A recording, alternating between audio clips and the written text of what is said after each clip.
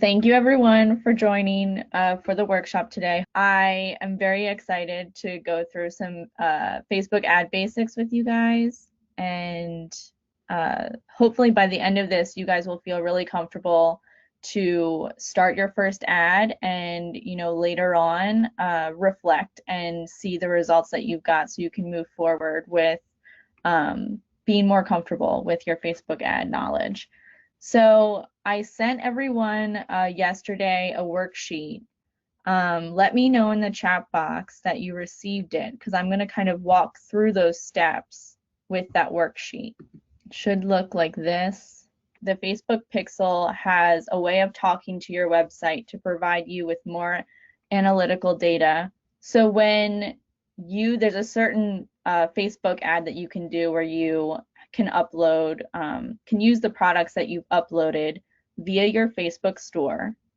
And the results of that, when you have your Facebook imported into your website, is that you can see when a customer clicks to a product, adds it to their cart, how many clicks it gets to a certain item, and what purchases are actually sold through that ad.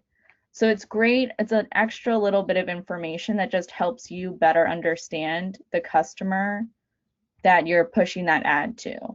So if you know that if you're kind of doing a test with this, you can see that maybe one product is more popular than you thought, and that the other product only got X amount of adds to cart, and you can kind of go from there and see maybe the price was too high, maybe the other product that was more popular, the price was lower, or maybe the photograph had something to do with that to compel them more. So it's just good information to help you understand who your Facebook customer is, because as we know, or as you may not know, your Facebook customer can be very different from your website customer, from your Instagram customer, and then from your in-store, customer. As far as Facebook ads go, I was reading up a little bit on this stuff, and it seems that Facebook is trying to become like I mean, it already kind of had this kind of going for it, where it was a landing page for a business, a way to get a branding message out to a large group of people that are already kind of on a social media platform. Really great idea. But they've kind of like created this point where they can like encourage businesses to pivot and make a site on Facebook where they can just sell and start their point of sale normal kind of business. Like they want their Facebook pages, they want to kind of hone their business pages to be like the place that you're doing business. Whereas I don't know if we all have an existing business with an existing website, and this is sort of like an auxiliary point to the business, where it's like another sales channel or another way to get word out. So when it comes to selling on Facebook, like I haven't really done that, except I have a little thing going on right now that's a little promo, and it's just kind of like bootstrapping a daily post. But as far as this type of thing, I've never really dealt into it with the Pixel or anything like that. This is completely new to me. Anybody else have thoughts on Facebook and how you've been promoting your business through there? I have some luck posting my products and just getting people engaged, but I link directly to my website and people go and check out and purchase through there. But those posts are all like in a Facebook group where my customers already are. So I'm interested in it seemed like the ad choices where you can like break down by age group and city. It'd be great if it was more granular, and I believe that there's ways to make it so like I can target similar customers to who I've sold to in the past. So I've heard about like Facebook lookalike campaigns. I'm interested in learning about that, where I can if I've already got a bunch of customers or a bunch of emails, I can target people who are similar to that list. One of the other things that I was messing around with on the Facebook platform for my business was the appointment portal that they offer for free. But it seems like there's only one little spot for that, like one spot for a button where you can either put like a shop now with a link to your website, or you can use that appointment, you can change that over to like an appointment block or something, but there's only one option for that. So I'm still kind of looking at what Facebook can offer as far as promotion for a business like mine. I mean, this is all really confusing to me.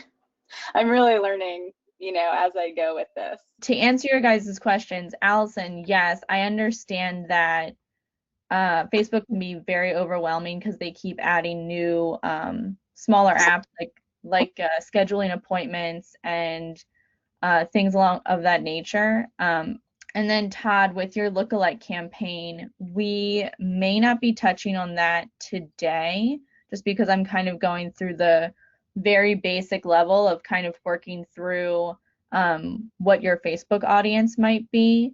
But I appreciate that feedback, and maybe we do a secondary, like, deeper dive into Facebook ads after this. But I'm gonna start. All right, so if everyone, I'm gonna share my Made in Baltimore Facebook page screen. All right, so where we're trying to go is this promote button.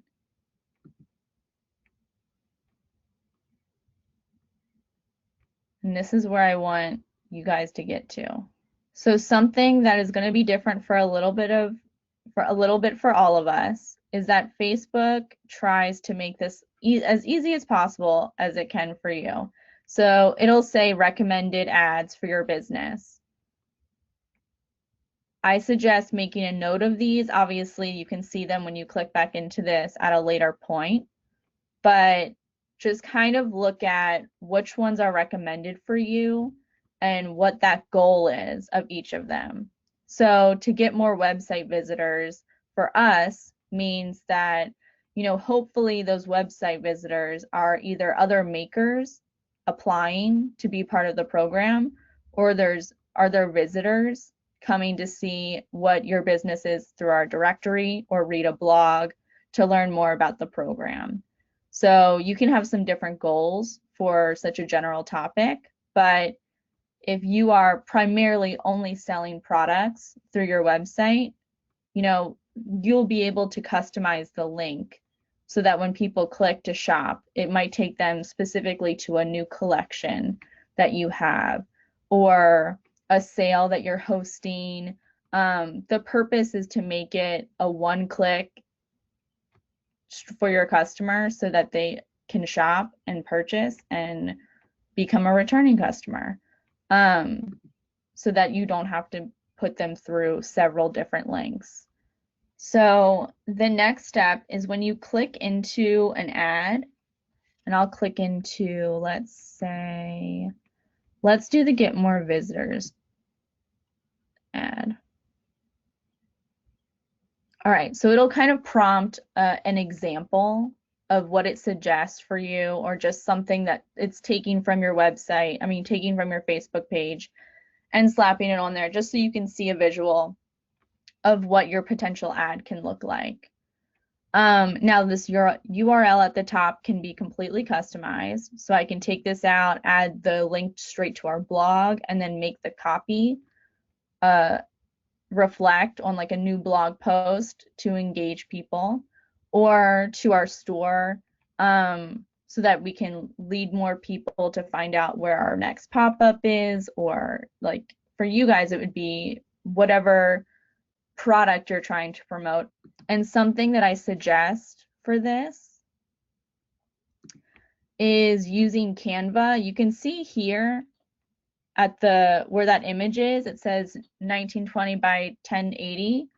That's the size that you'll need to make this ad. And an app that I use religiously is Canva. For those who are very comfortable with Photoshop, obviously use Photoshop. You can resize to several different dimensions. In the worksheet that I've also added a link from Hootsuite of 2020 Facebook ad sizes. So it makes the thing that I liked about it the most was that it had a visual for each type of Facebook ad. So you can kind of see what image you think would work the best, or graphic. So the image that got populated here is a graphic that I made in Canva. So you can add very simple design elements, but please be cautious of how many words you put onto the image that you're promoting, because Facebook will, like, you do a review, and as I'll talk about later on, but Facebook may reject it if it has too many words on it, because the place for your words is at the caption above or below where it says home made in Baltimore. So you can change all of these elements. You can also add a video. You can add a carousel, which is different images. Essentially, a carousel will be images people can scroll horizontally through, and then a slideshow, which is like it'll populate a video for you with 10 images. So depending on, as you get more comfortable with Facebook ads, you can start to experiment with a video. You can start to, like, a video of your process would be very engaging. A carousel images of different products that you have, of a new collection that you maybe want to promote. Something that would be really interesting here to get really specific. Allison, I remember you telling me about how when you started your store in the Mount Vernon marketplace, you noticed a lot of tourists coming, and so you started to make products based off of more Baltimore elements, like the keychain that you started to make. And that would be a good time to use the carousel and use all of those Baltimore specific products that you've made, and then build your copy out aimed for someone new to Baltimore. So the next step in this, like, once you establish what your image is and what your goal is, so if you're trying to get new customers, I think it's probably useful to add an introduction to your brand. Talk about what sets you apart from other jewelry makers, other candle makers, other custom 3D designers.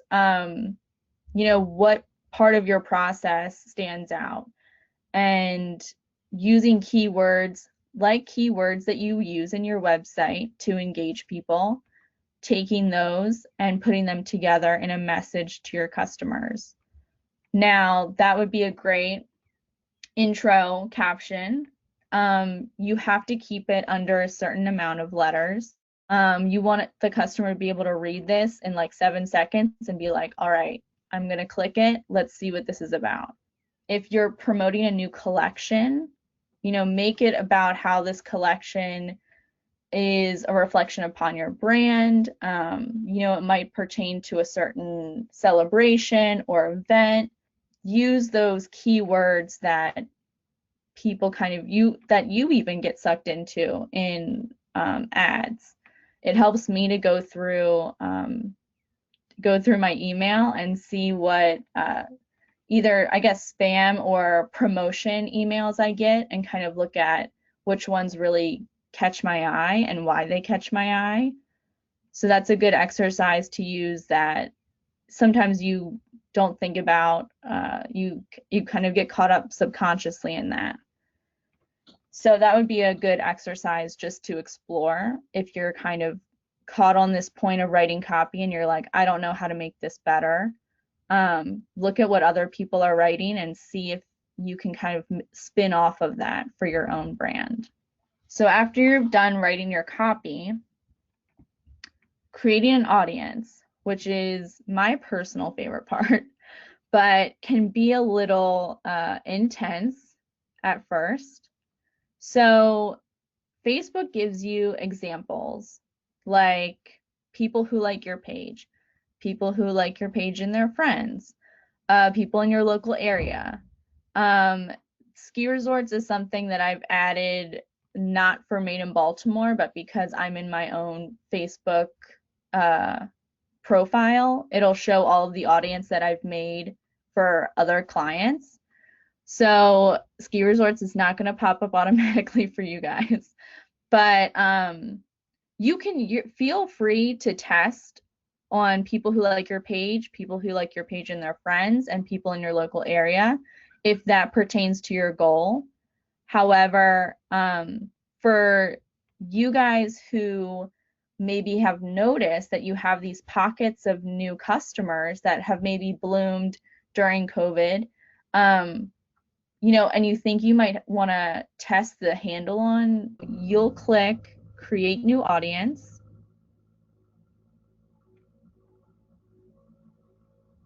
And let's see if this pops up. So in mine, with my drop down, when I go into create new audience, it's giving me like red bars. And then I go back and I go, okay, well, maybe I have too many targeted audiences.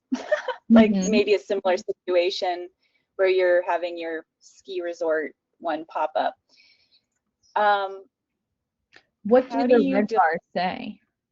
It's like just like a little triangle with an exclamation point in it at the top to when I go to create a new audience.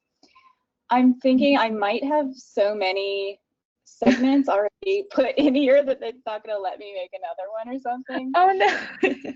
Well, that's good. So you've been playing around with creating a new audience, obviously. Well, this goes back quite a few years. I mean, this is easily from when I started Thread Quarters, which was a totally different phase of life. And this is like, you know, so I mean, I've done this type of thing. I've just never really done it well.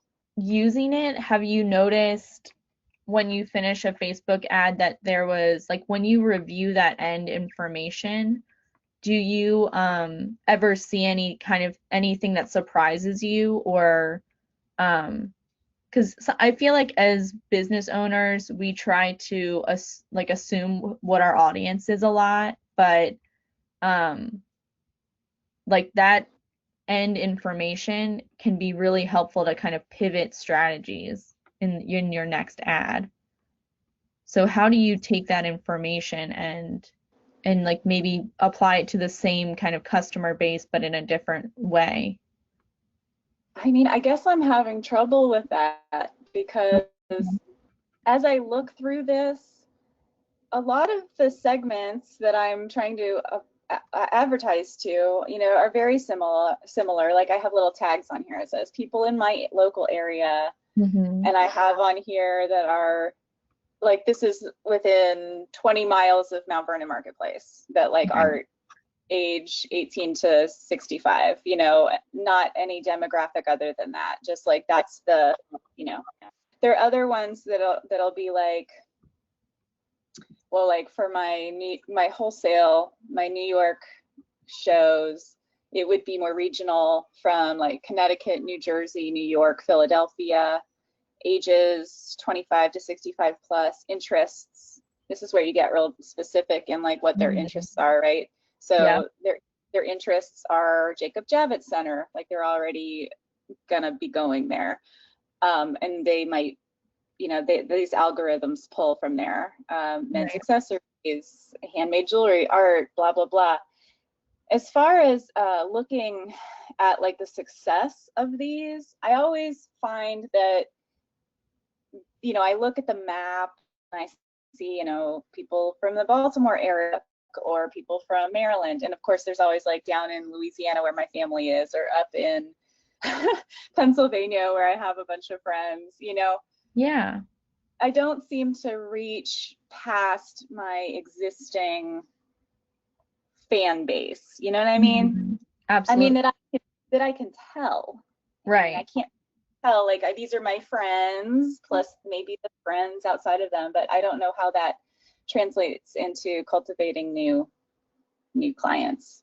Do you also, when you're creating your audience, do you take a look at Google Analytics or your website analytics when you're putting these locations together? Maybe not for the New York show, because that's kind of that won't be shown on your website, but does your website reflect the same locations that you just talked about?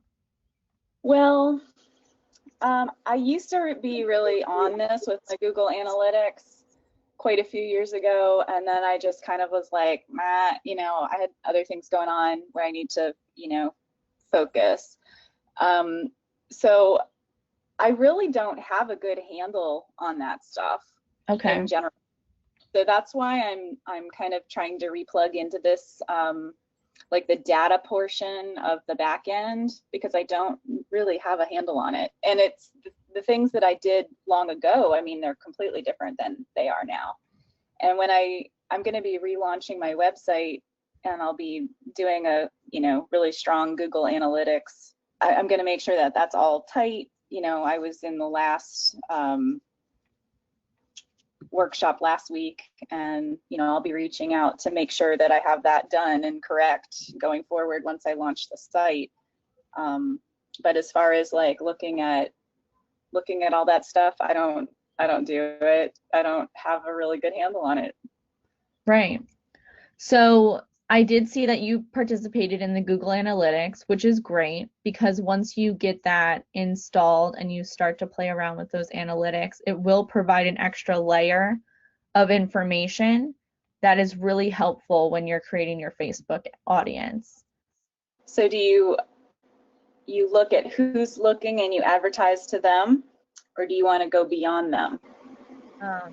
It's helpful to pull up your analytics, and things that I look for are the top 3 to 5 locations that you see shoppers from, or clicks to your website.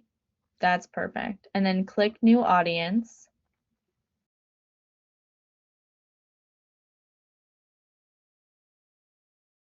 All right, perfect. Beautiful. So we're going to skip over the name for right now, because the name will be specific to your goal.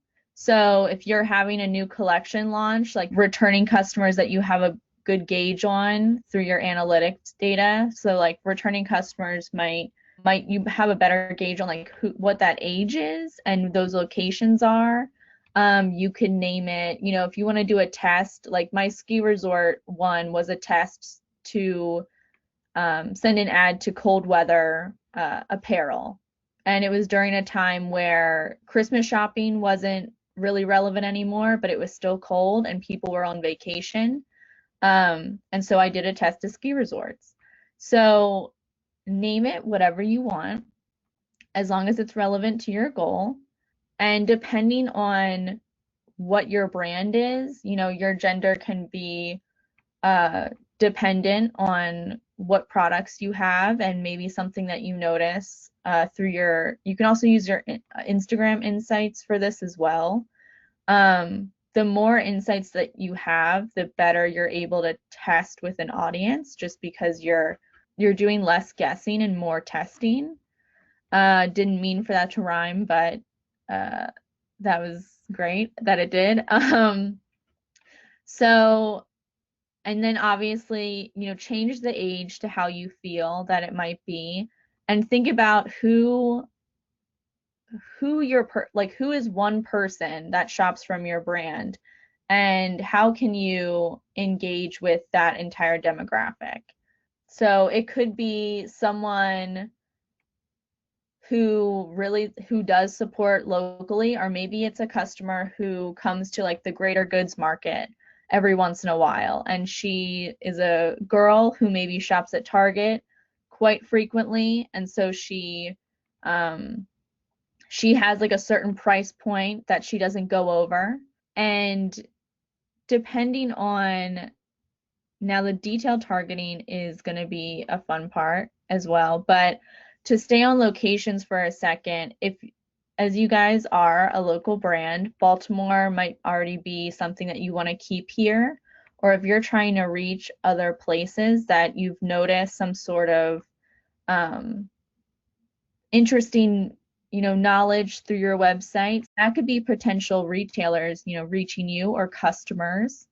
Try to get as specific as possible with what you're trying to aim for. And if you obviously don't go international, if you don't ship internationally, just want to put that out there. And if you do ship internationally, then feel free, go right ahead. If you're promoting, like, let's say Made in Baltimore, as we have in the past, have promoted a lot of our events. A lot of our events happen locally. So you can start to see Facebook will make suggestions for you, and you kind of start to get into this role, or at least I do, where I'm like, oh, that matches that customer. Or something that I really enjoy doing is thinking, like, what does this customer do when they're not shopping with me? Like, if they're a tourist and they're stopping by to, get my jewelry, or do they go out and, like, go to a local restaurant? Do they go to the Charles Theater? Like, what does this person do? What are their activities? And how much, like, is their average spend with you? So a lot of what our Made in Baltimore customer could be is someone who's like casually, in Baltimore.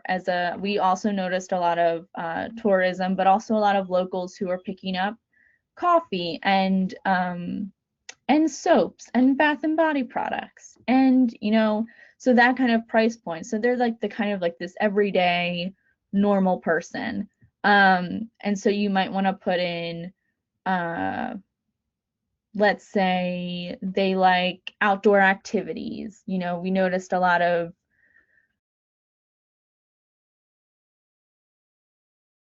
and you can click through interest, like travel showed up. So if you're noting a lot of tourism, you can click travel. Okay, so you can choose the different behaviors based off what your audience is and your analytics.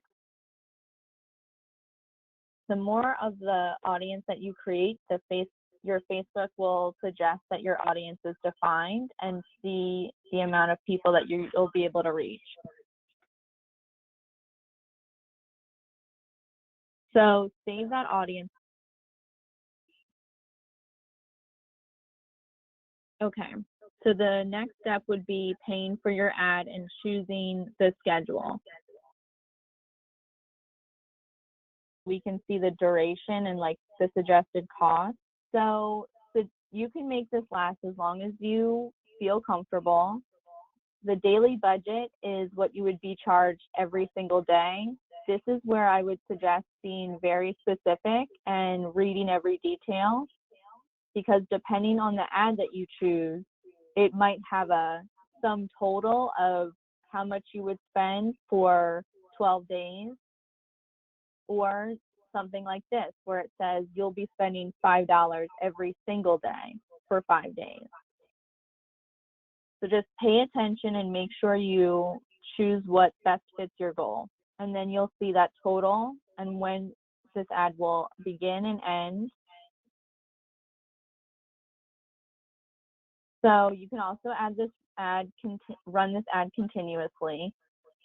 I suggest running continuous ads for something that's building brand awareness or page likes. So something that has worked really effectively for me is that if you're building Facebook page likes, making something that just generally explains what your brand is, and that button, instead of shopping or going to your website, will be a very easy click through for potential customers and people who want to follow your brand to just click that button and you'll automatically get a page like. So as far as the image would go for an ad like that, making it relevant to something seasonal and changing it every month or so, you'll start to see traction depending on what your customer base is and what they enjoy the most.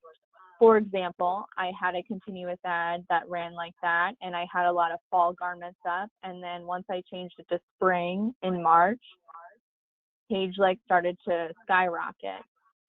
And I think it's just because towards January and February, a lot of people get really tired of seeing of cold weather garments, and they're tired of winter and they're ready for spring. So bringing that kind of timely ad and change to the image really helps get people more engaged. So after you figure out how much you want to spend for your ad and how long you want the ad to last, this is where we go into adding your payment information, which you can prompt yourself and complete that out. And after, something that you want to make sure is that once you add your payment information, Facebook will automatically save that for other ads that run afterwards. Because depending on how effective your ad is, sometimes you'll overspend by a little bit. Facebook usually stays well within the budget that you create, but sometimes it might go over 2 cents. Now, it also might go under the budget that you've created as well. Once you've paid for your ad, something that's really important is double checking everything, looking for errors, looking for anything that looks off on your ad or graphic. Make sure everything is centered. Make sure your call to action makes sense for your ultimate goal. The link that you have, make sure it's working and that it's relevant to your goal. Don't link to a blog post when you're trying to get product sales, and vice versa. You know, these are all very simple things, but you'll be surprised how many times you'll look back once the ad is published and you're like, oh man, I can't believe I put at instead of the, and now it doesn't make sense. Because to a customer, you have that 7 seconds roughly where they're reading it or they see it on their timeline, and you want to make sure that they click rather than seeing that error and being like, oh, I don't know, like that might turn them off, or they might read through it and they'll still click. But you just, for your own completion of this ad, you want to feel good when you see it. And you want to make sure you're getting the best data from it. And so after you've done that, and after you've made sure you've completed everything and there's no errors, you can click that beautiful button called promote. And when you've promoted, it will say that your ad is going to be in review. It can take up to 24 hours for Facebook to review your post, for your ad, I meant. And basically, Facebook just goes through this process to make sure that you're staying within Facebook's guidelines. Something that was really interesting to see with COVID-19 is that mask ads were very specific, and Facebook and also Google were taking down any mask ads just so that they weren't promoting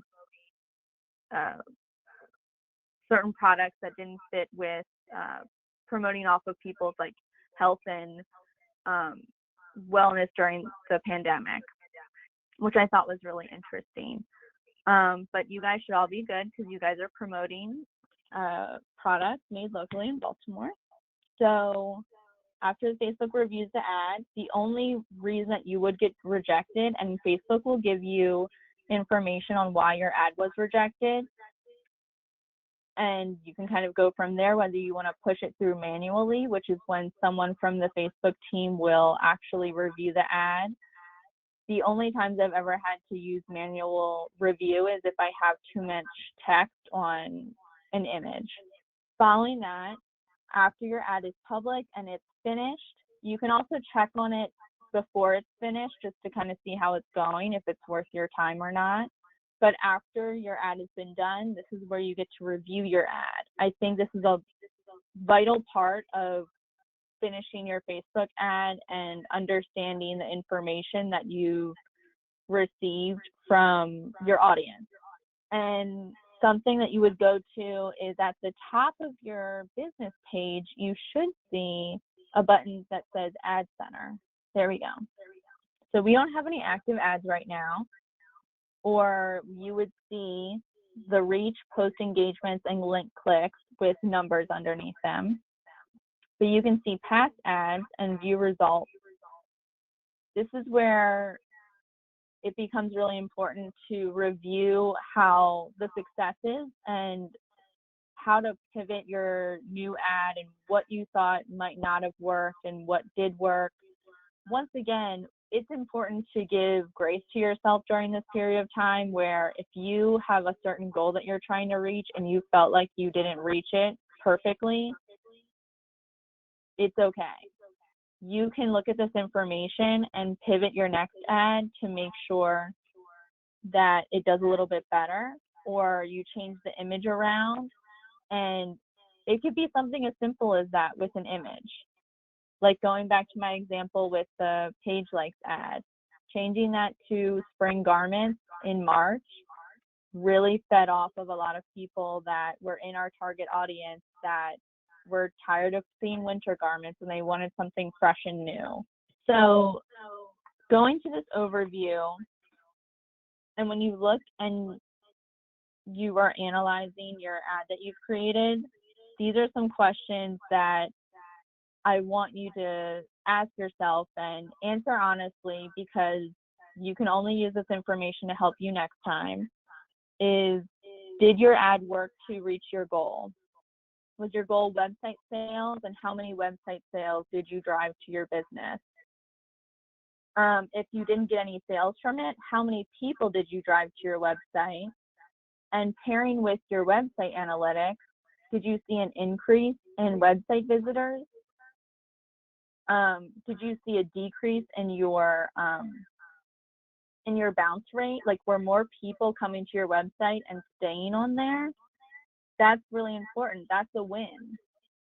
So looking at these analytics from your website and from your Facebook ad are kind of like the two best friends that you need to keep hand in hand here, so that you can just better use this information to see how it's affected your business.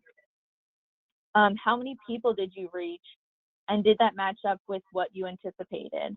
Did you reach less people and get more website sales, or did you reach more people and get no website sales? You know, how more specific do you need to make your audience?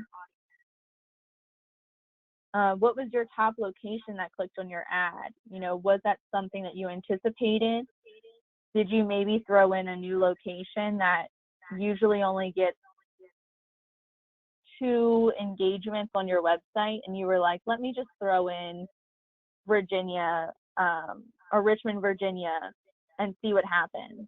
And maybe you increased your audience there because you need to build more awareness about your brand or a certain product. Some other questions that I think are really important is, what is your age range that ended up being your top audience? And something that's my favorite is, what placements did people click the most? I have an example in the worksheet. When you go to placements, you can see how many people found you mobilely, on your news feed on mobile, and then your news feed on a desktop computer. So obviously something that has been pretty relevant recently for websites and people navigating through social media is everyone's on a mobile device. So making sure that your ad aligns with that age group that you've found that has reached your ad, and the placement of it. And is that going to make someone buy your product faster, or, you know, add that one click to make a difference to your website analytics?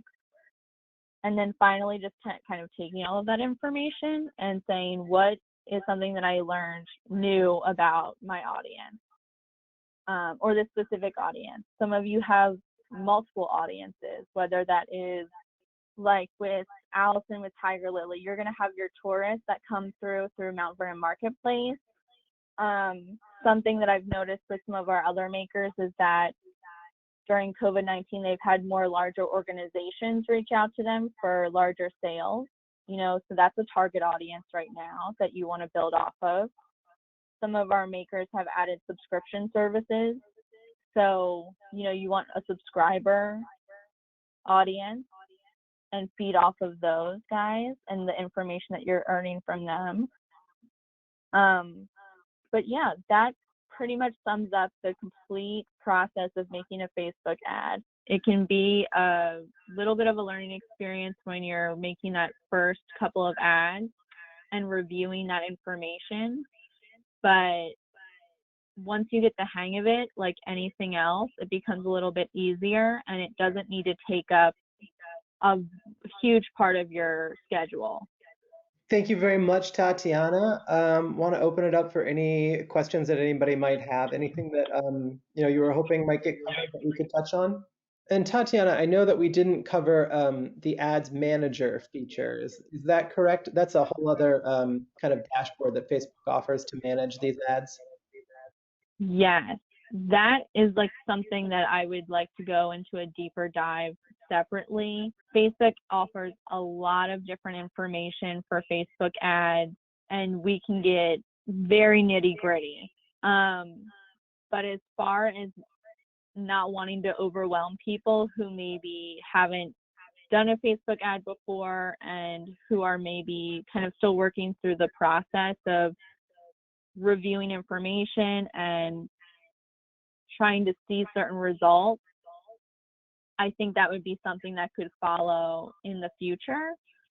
Also, something that would be possibly of interest to you guys is maybe reviewing how to set up your Facebook shop, because there's several ways in which that can also help your ads and make it easier for a customer to shop, and also make it easier for customers to shop through Instagram. Facebook has a lot to offer and is constantly adding new things. So just staying on top of it can be a lot, but we're trying to make it less overwhelming for you guys and make it easier to get sales. All right, well, I just want to say thank you, Tatiana, for presenting, and thank you, everyone, for joining us. If you have any questions that come up afterwards, I'm sure Tatiana wouldn't mind you dropping an email. Otherwise, yes, please send me an email. Otherwise, thank you guys for joining us. Thank you guys.